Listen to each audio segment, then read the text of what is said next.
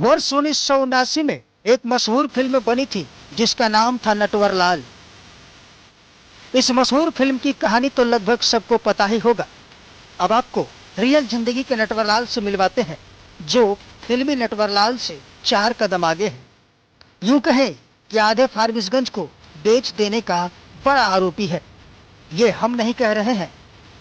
जब भी फारबिसगंज एवं आसपास के क्षेत्रों में भूमि फर्जीवाड़े की खबर सामने आती है, तो एक ही नाम प्रमुखता से सामने आता है।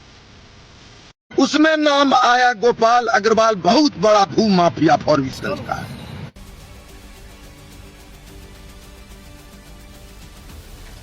मामला अररिया जिले के बथनाहा का है, जहां भूमि फर्जीवाड़े के एक सनसनीखेज मामले ने जिले के कानून व्यवस्था की पोल खोलकर रख दी है।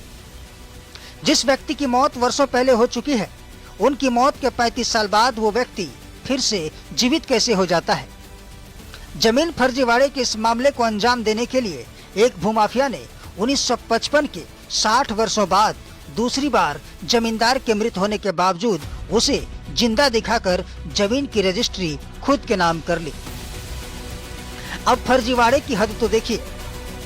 जिस सरदिंदु कुमार नंदी की मौत वर्ष 1981 में ही हो चुकी है, वो पुनः 2016 में एक बार फिर जीवित होते हैं और इस बार सरदिंदु कुमार नंदी हस्ताक्षर की जगह अंगूठा लगाते हैं।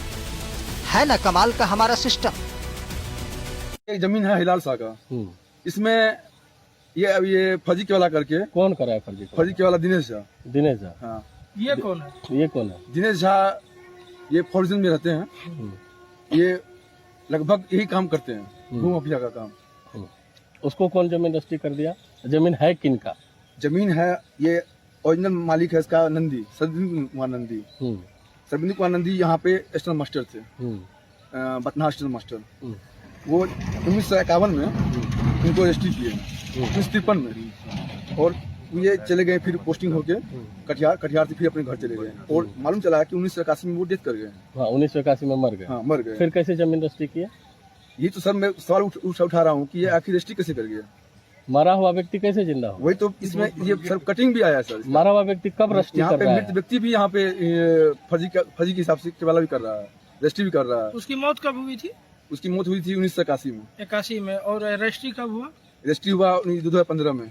ये मतलब 2015 में ये फर्जी रजिस्ट्री हुआ। राजानंद मंडल को फर्जी खड़ा करके 24 साल के बाद वो पुनः जीवित होकर के रजिस्ट्री कर दी। यही तो सर सवाल उठता है कि आखिर ये रजिस्ट्री कैसे हुआ? क्या चाहते हैं आप?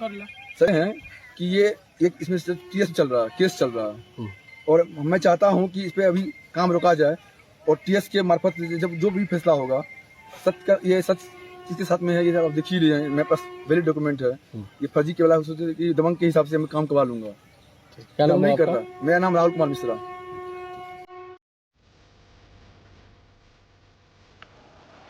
जानकारों और प्राप्त दस्तावेजों से यह साफ जाहिर हो जाता है कि इस जमीन का असली मालिक पास के शहबाजपुर गांव का प्रवासी व अस्थायी बंगाली निवासी सिरदेंदु नंदी था, जिसकी जमीन इसी अररिया के फारबिसगंज स्थित भद्रेश्वर मौजा अंतर्गत खाता संख्या 471 खेसरा 364 रकवा कुल 0.74 डिसमिल थी। इसे उक्त जमींदार ने पहले ही 1955 में वहीं के निवासी हरिलाल शाह के हाथों बेच दिया था। इसका म्यूटेशन 60 वर्षों तक लंबित रहने से खाली पड़ा था, जिसे बड़े इत्मीनान के साथ एक भूमाफिया दिनेश झा, पिता स्वर्गीय रामानंद झा निवासी फारबिसगंज वार्ड संख्या 7 जिला अररिया ने फारबिसगंज से सटे लगभग 5 किलोमीटर के पास बथनाहा रेलवे स्टेशन परिसर के मुख्य प्रवेश द्वार के ठीक सामने भद्रेश्वर मौजा अंतर्गत दस्तावेज अनुसार खाता संख्या 471 खेसरा 364 रकबा 0.74 डिसमिल को 2015 में एक बार फिर रजिस्ट्री संख्या 145 तौजी नंबर 8/1 केवाला नंबर दस्तावेज 1369 पुस्तक संख्या 1 की जिल्द संख्या 179 के अंतर्गत पृष्ठ संख्या 461 से 469 तक CD 28 में 9 पृष्ठ में न सिर्फ निबंधन करवाया, बल्कि उक्त जमीन को जल्दीबाजी में बिहार सरकार के कई मुलाजिमों के साथ गैर कानूनी तरीके से मिली भगत करके म्यूटेशन तक करवा लिया। ये ओरिजिनल जमीन था और यह जमीन हरिलाल शाह के नाम से केवाला द्वारा हरिलाल शाह को प्राप्त हुआ। हरिलाल शाह का जो बेटा है मुख्य प्रकाश शाह से हमको जो है, जो सब भाई है सबसे हमको जो है इस जमीन का एग्रीमेंट है, इसका एग्रीमेंट है। उसके बाद होता क्या है, जब हम इस पर जो है अपना बाउंड्री करना, आप कब करवाए थे एग्रीमेंट? हम एग्रीमेंट जो है 2019 में जो है 18-19 में करवाए, 2018 में भी करवाए। वो उसका 1 साल का वैलिड था। 1 साल में जब वो एग्रीमेंट फेल हुआ तो फिर वो आकर के रिन्यूअल किया हमको एग्रीमेंट, फिर मेरा एग्रीमेंट बना।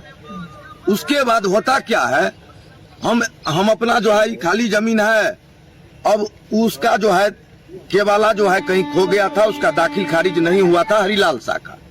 तो अब हम चले गए कानून में, जो है हमको जो है किस तरह से जो है हरिलाल शाह के नाम से, जब प्रकाश शाह के नाम से जब ये जमाबंदी होगी उसके बाद हमको रजिस्ट्री होगा। तो हम चले गए उसमें। जब हम उसमें गए तो पता चलता है जो 2015 में इसका फर्जी रजिस्ट्री जो है दिनेश झा नाम का व्यक्ति फॉरबिसगंज में रहता है।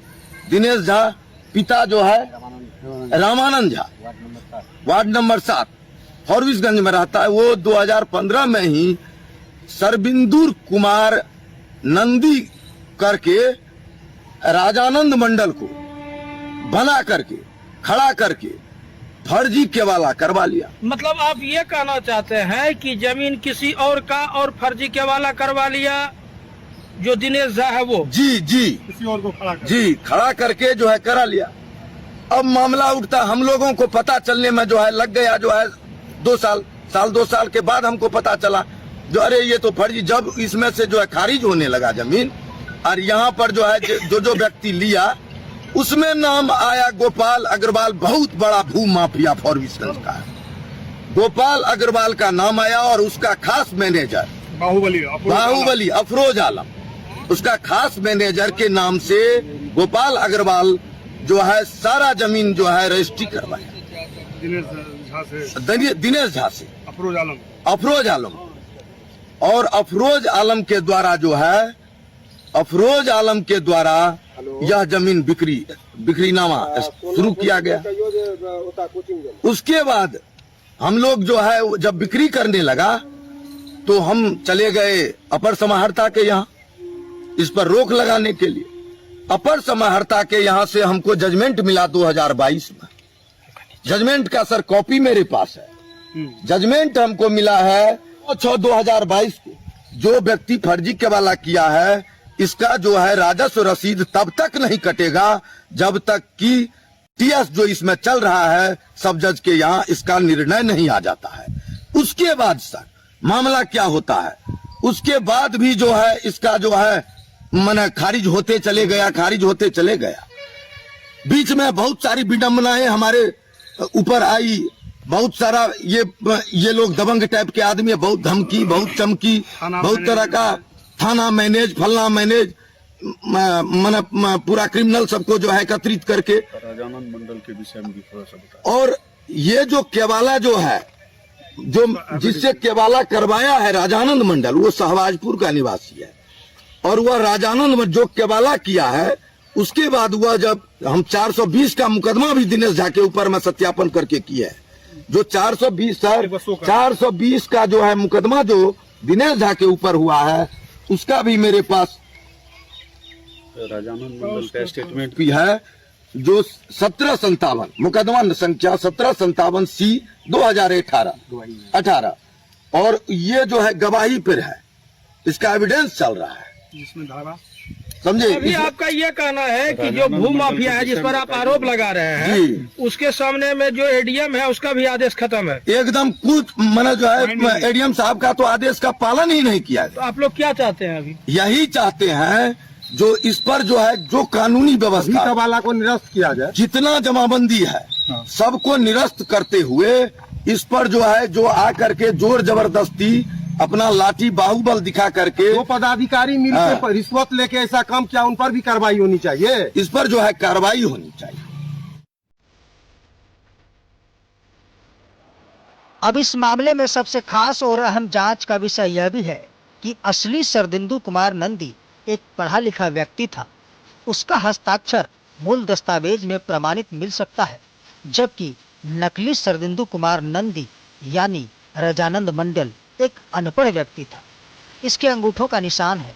दोनों साक्ष्यों के अनुसार आज न तो सरदिंदु कुमार नंदी जीवित है, न ही रजानंद मंडल ही मौजूद है, लेकिन एक व्यक्ति शिवलाल शाह जरूर मौजूद है, जो 973 MP अंतर्गत 27 अगस्त 2018 को फारबिसगंज SDO कोर्ट में इस मामले को लेकर एक शपथ पत्र दायर कर न्याय की बात जोह रहा है। उस जमीन में आप शनाख्त थे, हाँ। तो क्या मामला क्या है पूरा? हमको जानकारी नहीं था, हम दूसरे काम से थे, शनाख्तदार नहीं था, तो हम शनाख्त हमको बोला करने के लिए, अच्छा, हम कर दिए। ओ। क्या नाम हुआ आपका? शिवलाल शाह। आप शपथ पत्र बना करके दिए हैं कि हाँ, एक केस हुआ था तो हम दिए थे। शपथ पत्र बना के दिए कि इसमें हमारी कोई गलती नहीं है? हाँ। शपथ पत्र जो दिए किसी के दबाव में दिए? नहीं, दबाव के देगा, कोई नहीं दबाव। पुलिस परेशान कर रहा था तो हम जाके दिए। शनाख्त के लिए आप जान रहे थे, उनको पहचान रहे थे? हाँ, सब जान तो सभी के रहे थे। तो कौन बुलाया था आपको शनाख्त के लिए? ये भी था, डॉक्टर भी था, ये भी था, दिनेश भी था। दिनेश, मैं दिनेश को आप शनाख्त दिनेश में थे? हाँ।